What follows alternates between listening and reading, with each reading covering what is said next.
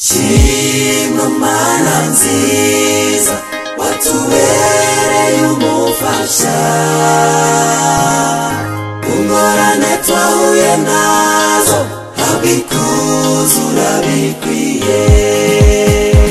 Shima mana nziza watubereye umufasha. Mipade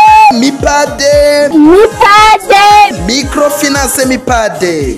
Bantu mwese muba muri komine Mugina, Na cyane mwebwe mu bisagara vya Mabayi, Kivogero, Ruseseka, Buhoro, Butahana na Ruhororo. ryashira hamwe ryo kuziganya no kugurana Microfinance Mipade yabashayemo.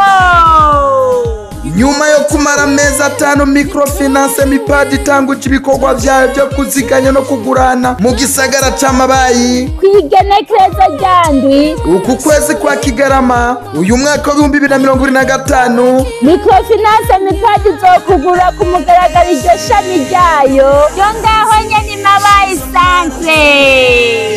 Ibyo birori bikaba bizobera ku kibuga c'umupira w'amaguru kiri ku mugwa mukuru wa komine Mugina kuva igihe c'isaha 3 z'agatondo. Bene gihugu mwese mwifuza kumenya ibyiza Mipade ikorera abanywanyi bayo, Mwebwe mwese mushaka kuguruza amakote muri Mipade, abifuza kuziganya na mwebwe mwifuza kwiteza imbere biciye mu kwisabira Mipade ingurane, murahawe ikaze kuri iryo genekerezo. hari ico mubaza Twakure kuri 69 134 majana 954. Ewe Mipade ntacu udakora mu kutwegerezaho twibikira agafaranga.